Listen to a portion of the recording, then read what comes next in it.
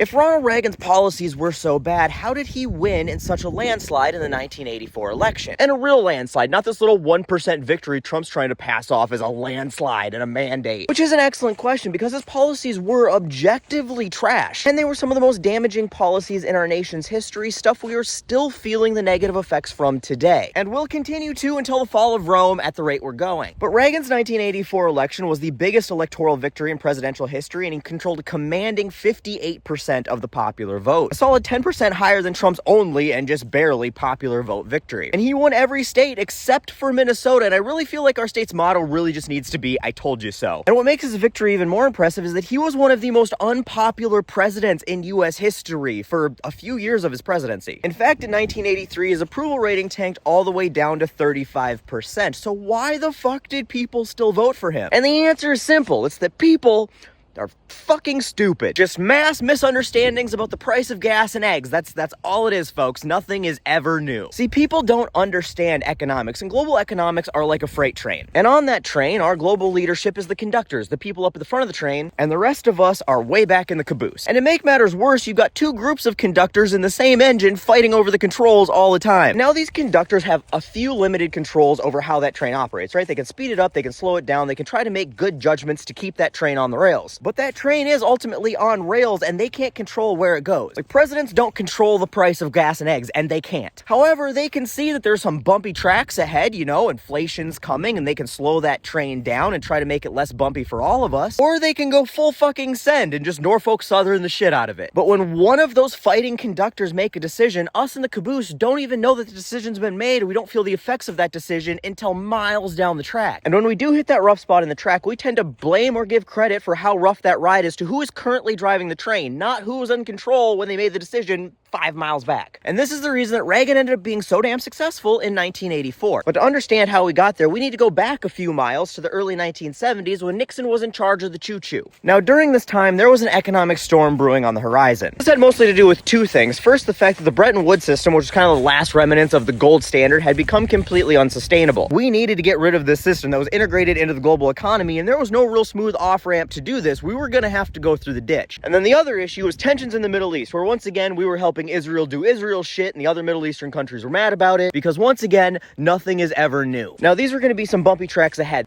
Slow down the train, make some reasonable policy decisions to help us get through it with as little pain as possible. Or, he could have painted the train bright orange, slap a Confederate flag on the roof, and start jamming out to Waylon Jennings. Which is a funny analogy, considering Nixon's Southern strategy is also a huge reason that we are in the messes that we are in. And Nixon went full Southern strategy, with the Bo and Luke Duke driving school solutions to dealing with your problems. Basically, he just woke up on a random Tuesday one day and yanked us out of the Bretton Woods system, which caused global economic turmoil. And I've done a whole video on that already, so I'm not getting into that here because then this video would be an hour long. And then his decisions to unequivocally support and resupply Israel during the Yom Kippur War resulted in the OPEC nations oil embargoing us. That caused oil prices to skyrocket in an already economically not great time. And energy prices dictate the price of everything else. But Nixon and his party didn't end up suffering the consequences for these bad economic policy decisions because Watergate was happening. This also meant that we had a leadership turmoil problem that wasn't doing a whole lot to focus on these economic problems we were beginning to experience. So now Nixon was driving the train, made those really bad policy decisions, and now we are all on a very bumpy ride, and we elect Carter. And Carter's like, okay, we need to slam on the brakes, we need to slow this train down and give us time to fix the bridge instead of going on trying to jump it. So he does that. Interest rates go up to try to get inflation under control. He starts working on trying to negotiate peace in the Middle East, like the Camp David Accords and all that. He starts investing in a wide range of energy infrastructure to try to bring prices down and give us energy independence. So things very slowly start to improve. Stagflation starts to get under control. We're on track for better energy security and independence. We're making some progress with foreign policy as it related to the Cold War and tensions in the Middle East, but Americans are still feeling that pain of high interest rates, high gas prices, and then there was the Iranian hostage crisis that had been going on, which wasn't a great look, and then Reagan came in and actively sabotaged the hostages getting released to help him win the election, and then Reagan literally cheated in the debate. It was a whole thing. There was a lot of really dirty play, but anyway, it doesn't matter. People are pissed. They want change. Again, not willing to wait for the change that's coming. They elect Reagan. Reagan gets in then and starts fucking shit up. He says, fuck it, we're jumping the bridge. He runs it wide open, and that's what he does. Now, this plunges us into the Reagan recession, which was really just the worsening or the worst part of the recession that we had been in for